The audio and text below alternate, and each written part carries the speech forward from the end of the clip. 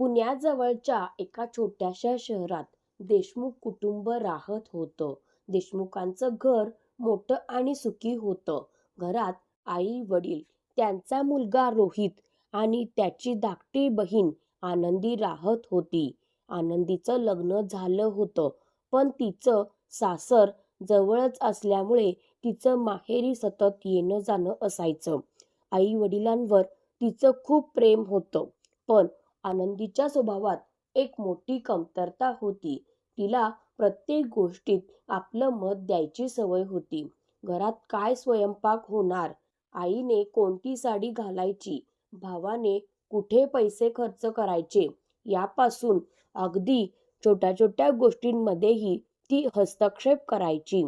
आई वडील तिच्या या स्वभावाकडे दुर्लक्ष करायचे, कारण त्यांना वाटायचं की आनंदी शेवटी आपलीच मुलगी आहे. काही महिन्यांनी रोहितचं लग्न सायली सोबत झालं. सायली साधी, समजूतदार आणि प्रेमळ मुलगी होती. लग्नाला काही महिने झाले होते. सुरुवातीला घरातील प्रत्येक गोष्ट सायलीसाठी नवीन होती. सासू सासऱ्यांच्या आवडी समजून घेण्यापासून ते रोहितच्या छोट्या छोट्या गरजा लक्षात ठेवण्यापर्यंत ती मनापासून प्रयत्न करत होती. ती सकाळी लवकर उठायची, सासू सासऱ्यांसाठी चहा बनवायची, सासऱ्यांच्या औषधांची वेळ लक्षात ठेवायची, सासूला घर कामात मदत करायची आणि रोहित ऑफिसला जाण्यापूर्वी त्याचा डबा तयार ठेवायची. घरातील सगळ्यांना सायलीचा स्वभाव आवडत होता, पण एक व्यक्ती मात्र तिच्याकडे सतत संशयाने पाहत होती. ती म्हणजे रोहितची धाकटी बहीण आनंदी. आनंदीचं लग्न झालं होतं. तिचं घर जवळच असल्यामुळे ती वारंवार माहेरी यायची. आई वडिलांवर तिचं खूप प्रेम होतं आणि भावावर तर तिचा विशेष जीव होता. लहानपणापासून रोहितने तिच्यासाठी अनेक गोष्टी केल्या होत्या. तिच्या शिक्षणासाठी मदत केली होती. तिच्या लग्नात पुढाकार घेतला होता. तिला अडचण आली की भाऊ तिच्या पाठीशी उभा राहायचा. म्हणून आनंदीच्या मनात रोहितबद्दल खूप प्रेम आणि आपलेपणा होता. पण लग्नानंतर तिला एक गोष्ट जाणवू लागली होती. रोहितच्या आयुष्यात आता सायलीचं स्थान खूप मोठं झालं होतं. आनंदीला ही गोष्ट स्वीकारता येत नव्हती. तिला मनातून भीती वाटू लागली होती. लग्न झाल्यावर माझा भाऊ माझ्यापासून दूर जाईल का, हा विचार तिच्या मनात हळूहळू घर करू लागला आणि याच भीतीचं रूप पुढे गैरसमजात बदललं. एक दिवस आनंदी माहेरी आली.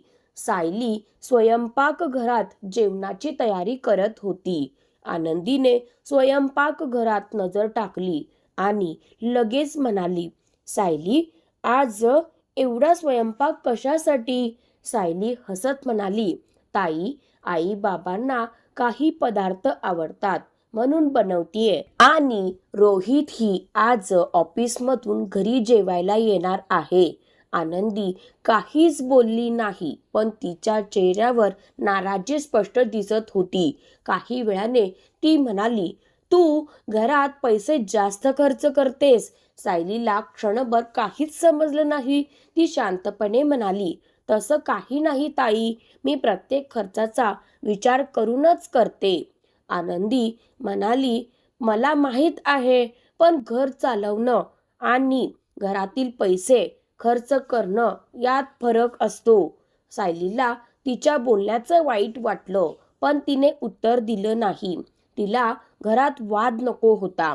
ती मनात म्हणाली, आनंदी ताईंना कदाचित माझ्याबद्दल गैरसमज झाला आहे. वेळ गेल्यावर त्यांना माझं मन समजेल. पण आनंदीचा गैरसमज दिवसेंदिवस वाढतच होता. एक दिवस रोहित ऑफिसला जाण्यासाठी तयार होत होता. सायलीने त्याचा डबा हातात दिला. आनंदी त्याच वेळी घरात आली. तिने डब्याकडे पाहिलं आणि म्हणाली, माझ्या भावाला वेळेवर जेवण मिळत नाही आणि डब्यात मात्र एवढं सगळं? रोहितने हसत विचारलं. काय झालं आनंदी? ती म्हणाली, काही नाही दादा, पण लग्नाआधी तू किती व्यवस्थित राहायचास, आता सगळं बदललंय. रोहितला तिच्या बोलण्याचा अर्थ समजला. तो शांतपणे म्हणाला, आनंदी, सायली माझी काळजी घेते, तुला तिच्याबद्दल असं बोलायची गरज नाही. आनंदीच्या मनाला हे शब्द लागले. तिला वाटलं, आता माझा भाऊ सुद्धा तिचीच बाजू घेतोय. त्या दिवसापासून तिच्या मनातील सायलीबद्दलचा राग आणखी वाढला. काही दिवसांनी आनंदीने सायलीला थेट सांगितलं, वहिनी, माझा भाऊ माझ्यासाठी लहानपणापासून खूप काही करतो. त्याला तुझ्यामुळे बदललेलं मला आवडत नाही. सायलीच्या डोळ्यात पाणी आलं. ती म्हणाली, ताई, मी रोहितला तुमच्यापासून दूर करण्याचा कधीच प्रयत्न केला नाही. आनंदी म्हणाली, तसं प्रत्येकजण सुरुवातीला म्हणतो. हे ऐकून सायली पूर्णपणे शांत झाली. तिला उत्तर देता आलं असतं. ती आनंदीला सांगू शकली असती की रोहितच्या आयुष्यात ती येण्यापूर्वीही त्यांचं कुटुंब होतं आणि तिला त्या नात्यांची किंमत माहीत आहे. पण तिने काहीही बोललं नाही, कारण तिच्या मनात एकच गोष्ट होती, माझ्यामुळे घरात भांडण व्हायला नको. त्या रात्री सायली एकटीच आपल्या खोलीत बसली होती. रोहितने तिच्या चेहऱ्याकडे पाहिलं. तो म्हणाला, सायली, तू इतकी शांत का आहेस? सायलीने हसण्याचा प्रयत्न केला. काही नाही, रोहित म्हणाला, मला माहीत आहे, काहीतरी आहे, मला सांग. सायलीच्या डोळ्यात अश्रू आले. ती हळू आवाजात म्हणाली, रोहित, मला आनंदी ताईंचं वाईट वाटतंय. रोहितने विचारलं, काय झालं? सायली म्हणाली, त्यांना वाटतंय की मी तुला त्यांच्यापासून दूर करतीये. त्या माझ्यावर रागावतात, माझ्या प्रत्येक गोष्टीत चूक शोधतात. रोहित काही क्षण शांत राहिला. मग त्याने सायलीचा हात हातात घेतला.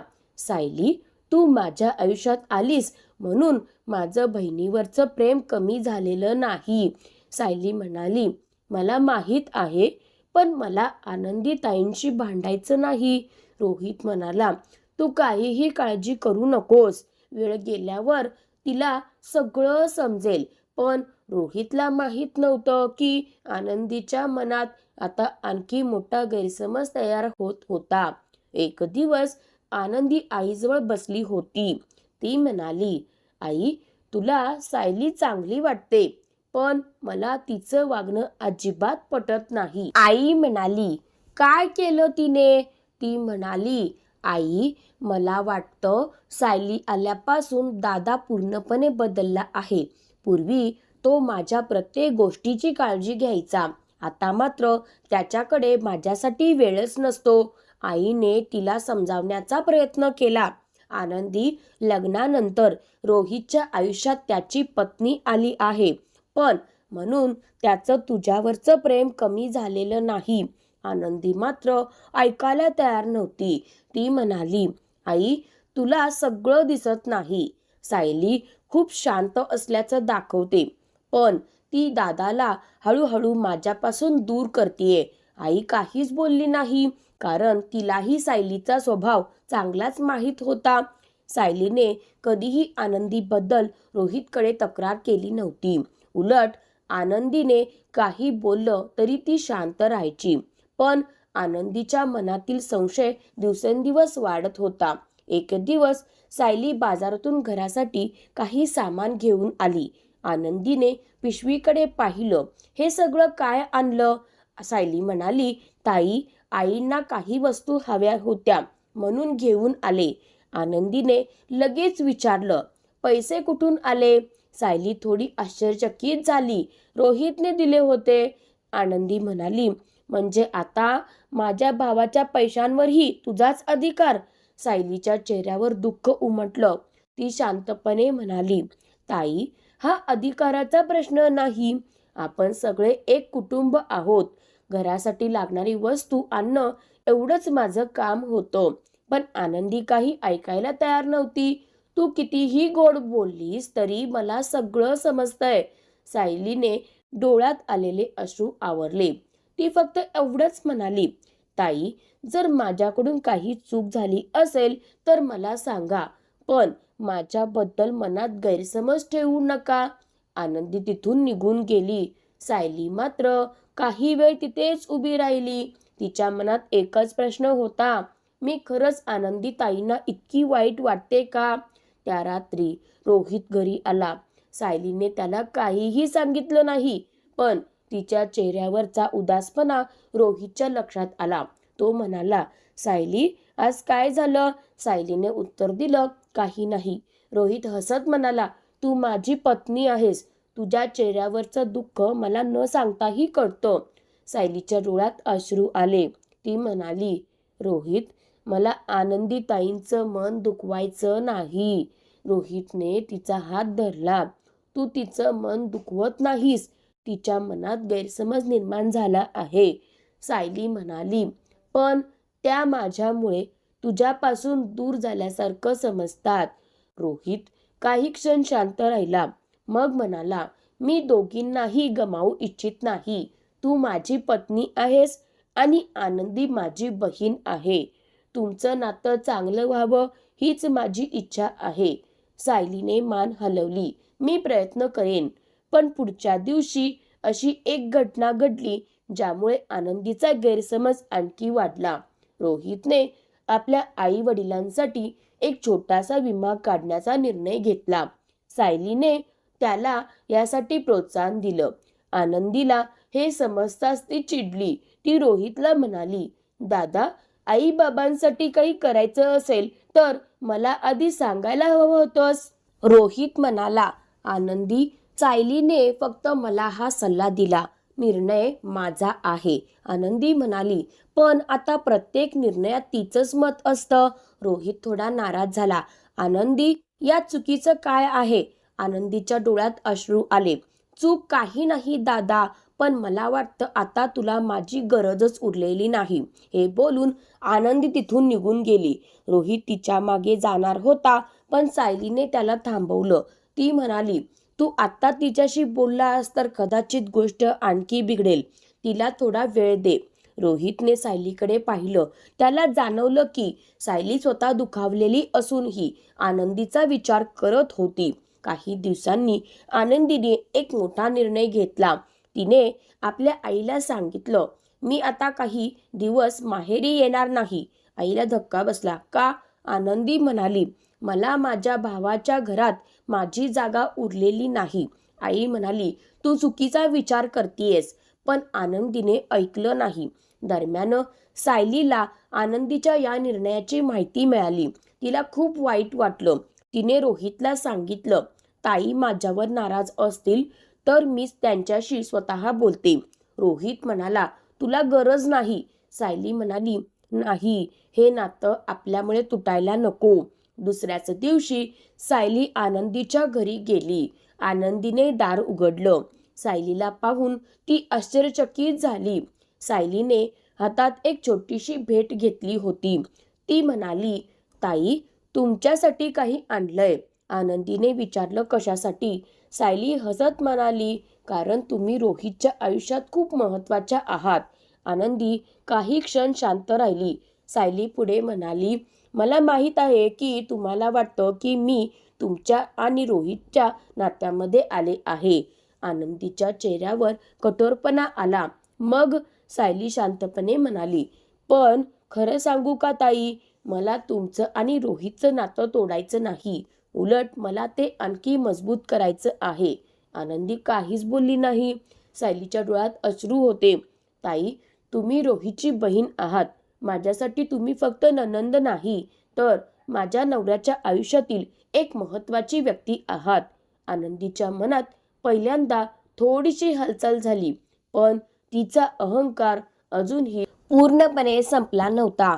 ती म्हणाली, गोड बोलणं सोपं असतं सायली. सायली म्हणाली, मग माझ्यावर विश्वास ठेवायला तुम्हाला वेळ द्या. मी तुम्हाला काही सिद्ध करण्यासाठी आलेली नाही. फक्त एवढंच सांगायला आले आहे की तुमचा भाऊ तुमच्यावर प्रेम करतो आणि मीही त्या नात्याचा आदर करते. सायली तिथून निघून गेली. आनंदी तिच्याकडे पाहत राहिली. तिच्या मनात पहिल्यांदाच एक प्रश्न निर्माण झाला. कदाचित मी सायलीला चुकीचं समजते का? पण त्या क्षणीच तिच्या फोनवर एक संदेश आला. तो संदेश वाचल्यानंतर आनंदीच्या चेहऱ्यावर पुन्हा राग आला. आनंदीला या गोष्टीबद्दल अजून काहीही सांगू नका. योग्य वेळ आल्यावर सर्व सत्य तिच्यासमोर येईल. आनंदीने तो संदेश पुन्हा पुन्हा वाचला. तिच्या मनात विचार सुरू झाले. मला न सांगता कोणती गोष्ट लपवली जातीये. तिला वाटलं की नक्कीच सायली काहीतरी तिच्यापासून लपवत आहे. आनंदीने लगेच रोहितला फोन केला. दादा, मला तुझ्याशी महत्वाचं बोलायचं आहे. रोहित म्हणाला, बोल ना. आनंदीने विचारलं. सायली माझ्यापासून काही लपवतीये का? रोहित काही क्षण शांत राहिला. त्याला काय बोलावं हे समजत नव्हतं. आनंदीने पुन्हा विचारलं, दादा शांत का आहेस? खरं सांग. रोहित म्हणाला, आनंदी, काही गोष्टी योग्य वेळ आल्यावर सांगितल्या जातील.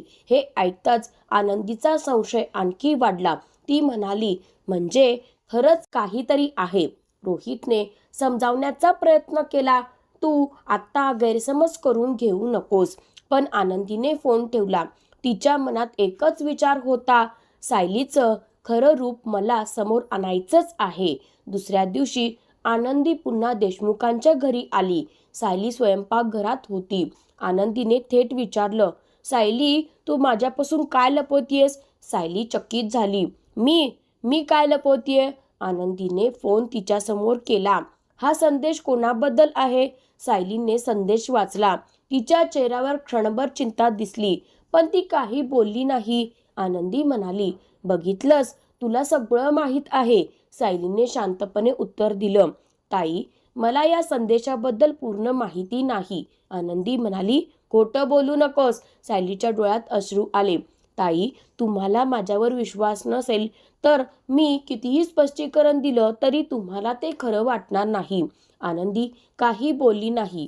ती तिथून निघून गेली. सायली मात्र एकटीच उभी राहिली. तिला जाणवत होतं की आनंदीच्या मनातील गैरसमज आता खूप मोठा झाला आहे.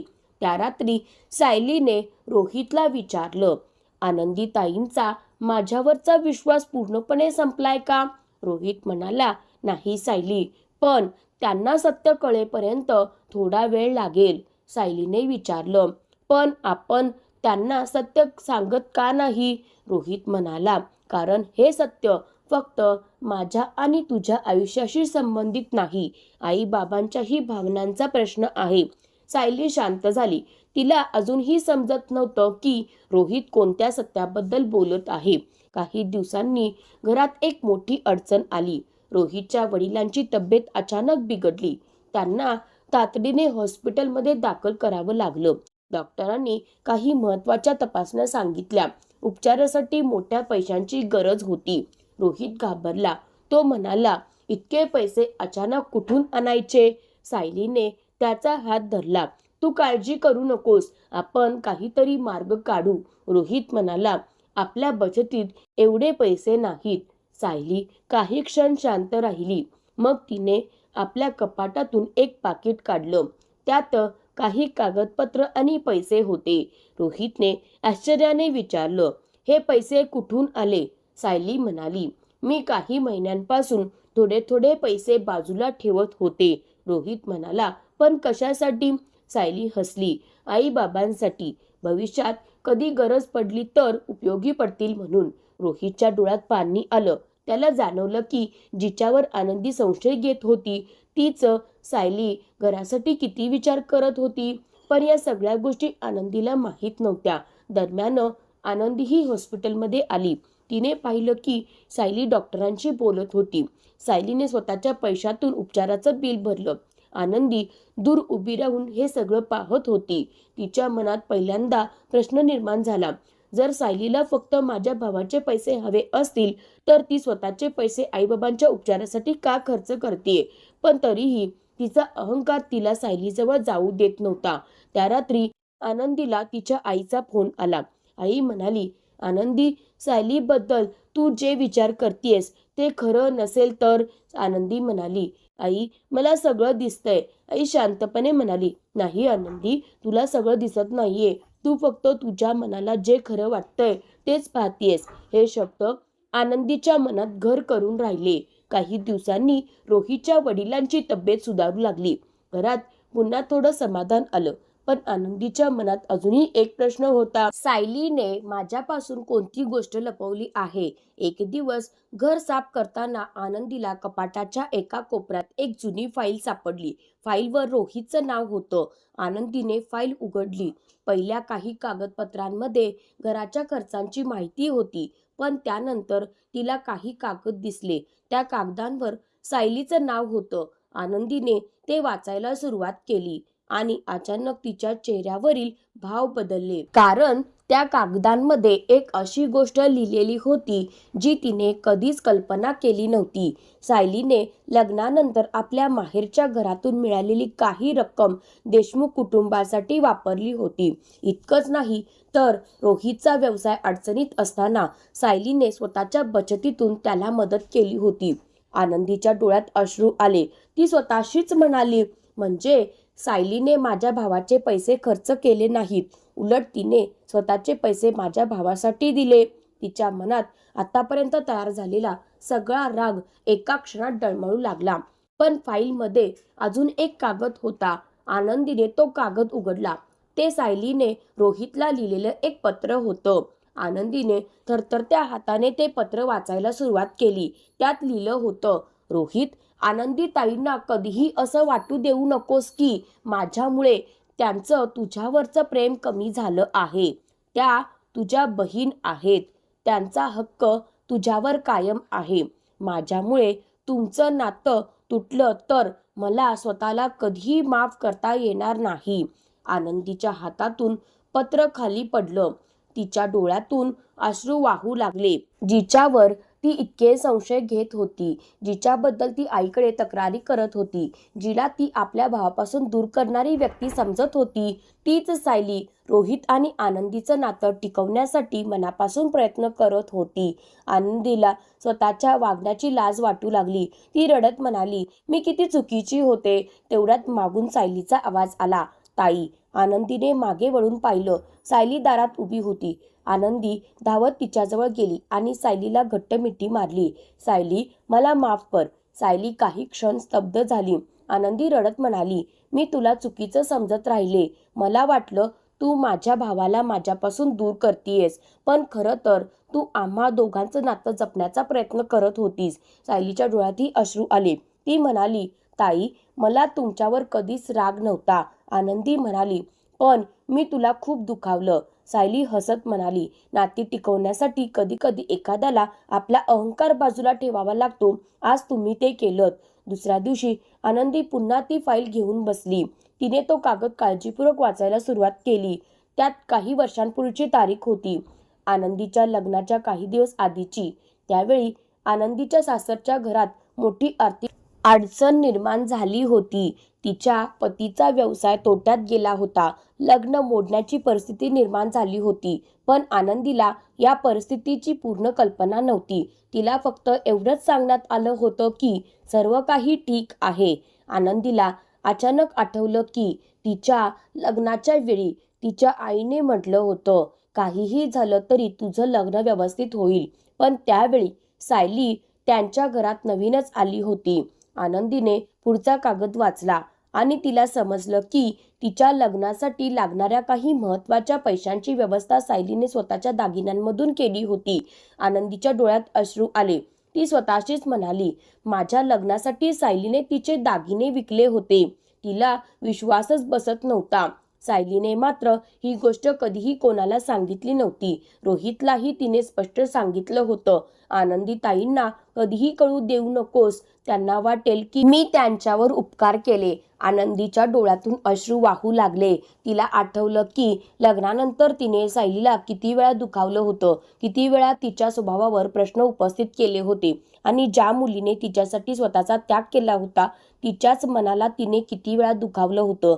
आनंदी लगेच सायलीकडे गेली. सायली स्वयंपाकघरात काम करत होती. आनंदीने काहीही न बोलता तिचा हात धरला. सायलीने विचारलं, ताई, काय झालं? आनंदीच्या डोळ्यात अश्रू होते. ती म्हणाली, तू मला हे आधी का सांगितलं नाहीस? सायली काही क्षण शांत राहिली. तिला समजलं की आनंदीला सगळं कळलं आहे. ती हळू आवाजात म्हणाली, ताई, त्या गोष्टीचा उल्लेख करण्याची मला कधीच गरज वाटली नाही. आनंदी रडत म्हणाली, पण तू माझ्यासाठी तुझे दागिने विकलेस? सायलीने तिच्या डोळ्यात पाहिलं. दागिने पुन्हा घेता येतात ताई, पण बहिणीचं आयुष्य पुन्हा पुन्हा मिळत नाही. हे ऐकून आनंदीला अश्रू आवरले नाहीत. ती सायलीला मिठी मारून रडू लागली. सायली, मी तुला किती चुकीचं समजत होते. सायली म्हणाली, ताई, प्रत्येक नात्यात गैरसमज होतात, पण ते कायम ठेवले तर नातं तुटतं. आनंदी म्हणाली, आज मला समजलं की भाऊजाई म्हणजे घरात आलेली परकी व्यक्ती नाही. ती आपल्या भावाच्या आयुष्याची साथीदार असते आणि हळूहळू आपल्या कुटुंबाचाही एक भाग बनते. सायलीच्या चेहऱ्यावर हलकं हसू आलं. तेवढ्यात रोहित तिथे आला. दोघींना एकमेकींना मिठी मारताना पाहून तो भावूक झाला. तो म्हणाला, माझ्या आयुष्यात आजचा दिवस सर्वात सुंदर आहे. आनंदीने सायलीचा हात हातात घेतला. आजपासून तू माझी फक्त भाऊजाई नाहीस, तू माझी बहीण आहेस. आनंदीने रोहितकडे पाहिलं. दादा, मला वाटत होतं सायली तुला माझ्यापासून दूर करतीये, पण आज समजलं की ती तर मला तुझ्याजवळ आणत होती. रोहित हसला. आनंदी, काही नाती रक्ताने जोडली जातात, पण काही नाती मनाने जपावी लागतात. आनंदी म्हणाली, आणि मला आज माझी चूक समजली. त्या दिवसानंतर आनंदीच्या वागण्यात मोठा बदल झाला. ती सायलीच्या प्रत्येक गोष्टीत हस्तक्षेप करण्याऐवजी तिला समजून घेऊ लागली. सायली ही आनंदीला प्रेमाने जवळ करू लागली. काही दिवसांनी दोघी एकत्र स्वयंपाक करत होत्या. आनंदी हसून म्हणाली, वहिनी, आज काय बनवायचं? सायली हसली. ताई, आज तुम्ही ठरवा. दोघींच्या चेहऱ्यावर आनंद होता. एक दिवस आनंदीने सायलीला विचारलं, ताई म्हणून तुला एक प्रश्न विचारू? सायली हसली. विचारा. आनंदी म्हणाली, तुला माझ्यावर कधीच राग आला नाही का? सायली काही क्षण शांत राहिली. मग म्हणाली, राग आला होता, पण तुमच्यावर प्रेम त्यापेक्षा मोठं होतं. आनंदीच्या डोळ्यात पुन्हा अश्रू आले. ती म्हणाली, मग मला एक वचन दे. सायलीने विचारलं, कसलं? आनंदी म्हणाली, आपण दोघी कधीही कोणत्याही गैरसमजामुळे एकमेकींपासून दूर जाणार नाही. सायलीने तिचा हात हातात घेतला. वचन. दोघींनी एकमेकींना मिठी मारली. पण त्यांच्या या मजबूत झालेल्या नात्याकडे एक व्यक्ती रागाने पाहत होती. ती होती आनंदीच्या सासरची मंदा काकू. मंदा काकूंना नेहमी आनंदीच्या माहेरच्या गोष्टींमध्ये हस्तक्षेप करण्याची सवय होती. आनंदी आणि सायली पुन्हा एकत्र आल्याचं त्यांना अजिबात आवडलं नाही. त्या मनात म्हणाल्या, या दोघी एकत्र राहिल्या तर माझं काहीच चालणार नाही. दुसऱ्या दिवशी मंदा काकूंनी आनंदीला फोन केला. त्या म्हणाल्या, आनंदी, मला तुला एक गोष्ट सांगायची आहे, पण तू माझ्यावर रागावणार नसशील तरच सांगते. आनंदी म्हणाली, काय झालं काकू? मंदा काकू म्हणाल्या, सायलीबद्दल तुला जे काही वाटतंय ना, ते खरं असेलच असं नाही. आनंदी काही क्षण शांत झाली. म्हणजे? काकू म्हणाल्या, तुला वाटतं ती तुझ्यावर खूप प्रेम करते, पण तिच्या मनात काहीतरी वेगळंच आहे. आनंदीला पुन्हा चिंता वाटू लागली. ती म्हणाली, तुम्ही असं का म्हणताय? मंदा काकूंनी उत्तर दिलं, माझ्याकडे त्याचा पुरावा आहे. आनंदीच्या मनात पुन्हा संशय निर्माण झाला. काकूंनी तिला दुसऱ्या दिवशी भेटायला बोलावलं. आनंदी तिथे गेली. मंदा काकूंनी तिच्यासमोर काही कागद ठेवले. त्यावर सायलीचं नाव होतं. आनंदीने ते कागद हातात घेतले. तिच्या चेहऱ्यावर पुन्हा धक्का दिसला. कागदांमध्ये रोहितच्या व्यवसायाशी संबंधित काही आर्थिक व्यवहारांची माहिती होती. आनंदीने विचारलं, हे काय आहे? मंदा काकू म्हणाल्या, तुझ्या भावाच्या व्यवसायातील काही पैसे सायलीच्या खात्यात गेले आहेत. आनंदीला विश्वास बसत नव्हता. ती म्हणाली, पण सायली असं का करेल? काकू शांतपणे म्हणाल्या, हेच तर तुला शोधायचं आहे. आनंदीच्या मनात पुन्हा जुन्या आठवणी जाग्या झाल्या. पण यावेळी ती लगेच सायलीवर विश्वास ठेवणार नव्हती. ती घरी आली. सायलीने आनंदीच्या चेहऱ्याकडे पाहून विचारलं, ताई, काय झालं? तुम्ही एवढ्या चिंतेत का दिसताय? आनंदीने थेट प्रश्न केला. सायली, रोहितच्या व्यवसायाचे पैसे तुझ्या खात्यात का आले होते? सायली काही क्षण शांत झाली. तिच्या चेहऱ्यावर चिंता दिसली. आनंदी म्हणाली, मला खरं सांग. सायलीने उत्तर दिलं, ताई, मी सगळं सांगणार आहे, पण आत्ता नाही. हे ऐकताच आनंदीचा संशय आणखी वाढला. ती म्हणाली, म्हणजे काहीतरी लपवत आहेस? सायलीने काहीही उत्तर दिलं नाही.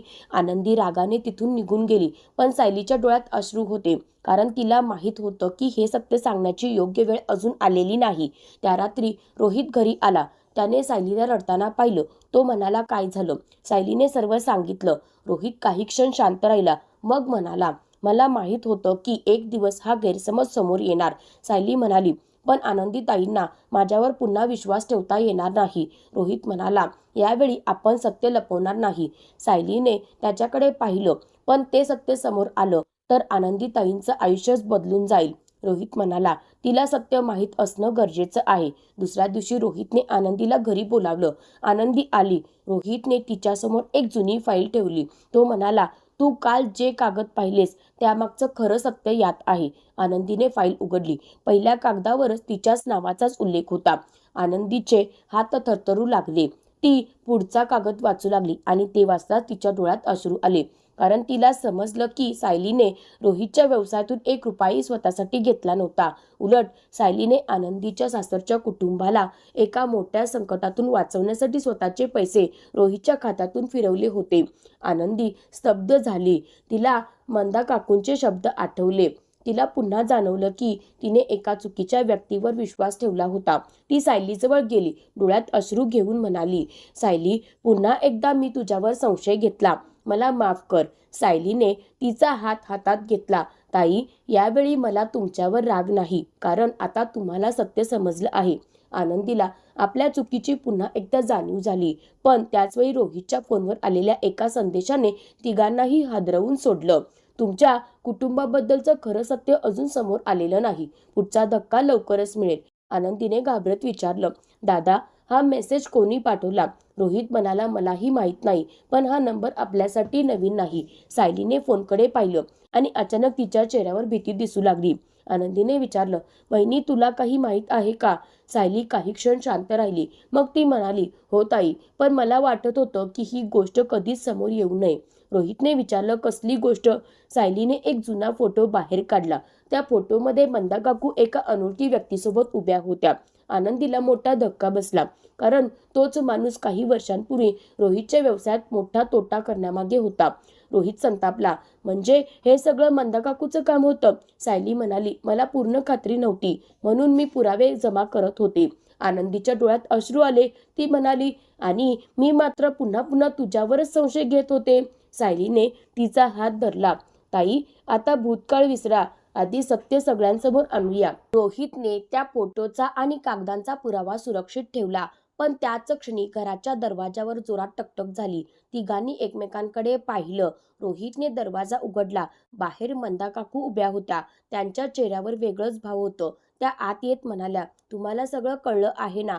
आनंदी स्तब्ध झाली. मंदा काकू पुढे म्हणाल्या, पण तुम्हाला जे कळलं आहे त्यापेक्षा मोठं सत्य अजून बाकी आहे. आनंदी, सायली आणि रोहित तिघेही त्यांच्याकडे पाहत राहिले. रोहितने संतापून विचारलं, काकू, आता तरी खरं काय आहे ते सांगा. मंदा काकूंच्या डोळ्यात अश्रू आले. त्या म्हणाल्या, सायलीने तुमच्यापासून काही लपवलं आहे, पण ते तुमचं नुकसान करण्यासाठी नव्हतं. आनंदी आश्चर्याने सायलीकडे पाहू लागली. सायलीने मान खाली घातली. मंदा काकू पुढे म्हणाल्या, काही वर्षांपूर्वी रोहितच्या व्यवसायावर मोठं संकट आलं होतं. त्यावेळी सायलीने स्वतःची बचत खर्च करून हे कुटुंब वाचवलं होतं. आनंदीच्या डोळ्यात पुन्हा अश्रू आले. तिने सायलीचा हात धरला. वहिनी, तू माझ्यासाठी इतकं सगळं केलंस आणि मला कधीच सांगितलं नाहीस. सायली फक्त एवढंच म्हणाली, नात्यांमध्ये केलेल्या त्यागाची गणितं ठेवायची नसतात. हे ऐकून रोहितही भावुक झाला.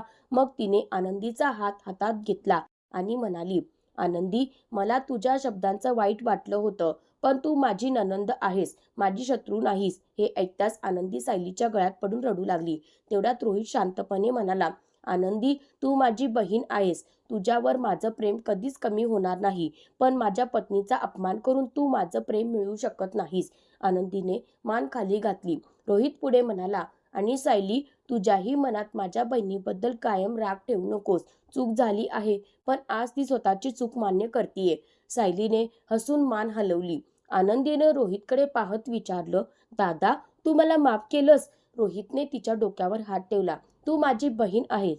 चूक केल्यावर माफी मागणं मोठेपणाचं लक्षण आहे. मी तुला नक्की माफ केलं. हे ऐकून आनंदीच्या डोळ्यातून अश्रू आले. त्या दिवसानंतर आनंदीने सायलीच्या आयुष्यात विनाकारण हस्तक्षेप करणं पूर्णपणे बंद केलं. उलट सायलीला घरात कोणतीही अडचण आली तरी आनंदी तिच्या पाठीशी उभी राहू लागली. काही दिवसांनी आनंदीने सायलीसाठी स्वतःहून एक सुंदर साडी आणली. ती म्हणाली, वहिनी, ही साडी तुझ्यासाठी. आधी मी तुला या घरात परकं समजत होते, पण आता मला कळतंय की तू माझ्या भावाच्या आयुष्यात आलेली व्यक्ती नाहीस. तू माझ्या कुटुंबाचा एक भाग आहेस. सायलीच्या डोळ्यातही आनंदाश्रू आले. तिने आनंदीला मिठी मारली. रोहित हे सगळं पाहत होता. त्याच्या चेहऱ्यावर समाधान होतं, कारण त्याला जाणवलं होतं की घर मोठं असण्यापेक्षा घरातील नाती मोठी असणं महत्त्वाचं आहे. नणंद आणि भावजाईचं नातं स्पर्धेचं नसतं, ते समजून घेण्याचं असतं. गैरसमज नातं तोडू शकतात, पण एक मनापासून मागितलेली माफी आणि मोठ्या मनाने केलेली क्षमा तेच नातं पुन्हा जोडू शकते. आणि शेवटी रोहित म्हणाला, घरात कोण जिंकलं यापेक्षा घरातील नातं वाचलं हेच खरं महत्त्वाचं आहे. ही कथा तुमच्या मनाला भिडली असेल तर व्हिडिओला लाईक करा. तुमच्या मते सायलीने आनंदीला माफ करणं योग्य होतं का? कमेंटमध्ये नक्की सांगा. अशाच हृदयस्पर्शी आणि भावनिक मराठी कथा पाहण्यासाठी मनस्पर्श कथाला सबस्क्राईब करा. तुमच्या एका लाईक आणि सबस्क्राईबमुळे आम्हाला अशाच सुंदर कथा बनवण्याची प्रेरणा मिळते.